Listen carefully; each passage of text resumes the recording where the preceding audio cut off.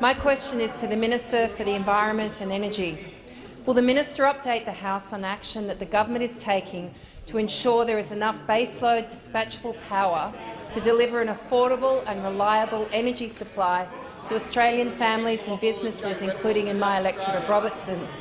Is the Minister aware of any alternative approaches? The Minister for the Environment and Energy. Thank you, Mr Speaker, and I thank the member for Robertson for her question, and know she's a hard-working member who's deeply concerned about rising power prices and the impact on her constituents.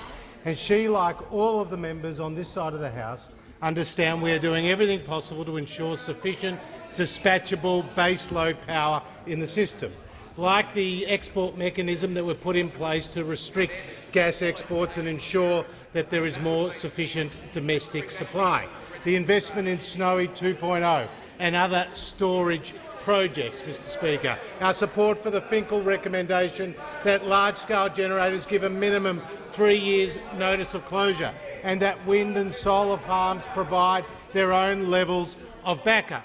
Now, Mr Speaker, I'm asked, am I aware of any alternative approaches?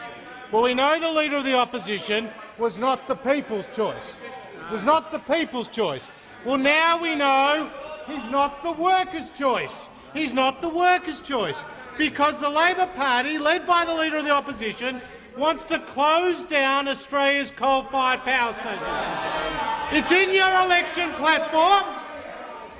It's in the motions that you joined with the Greens, and it's in your reckless 45% emissions reduction target, Mr Speaker.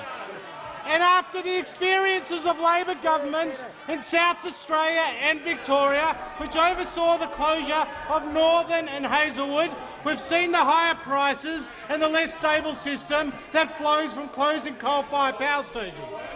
But you don't hear the member for Hunter speak out for the workers in his electorate. He waves the white flag. He waves the white flag. He's not interested in the workers in Liddell. You don't hear from the member for Shortland, about those workers at Vales Point. You don't hear from the member for Patterson. The Minister will resume his seat.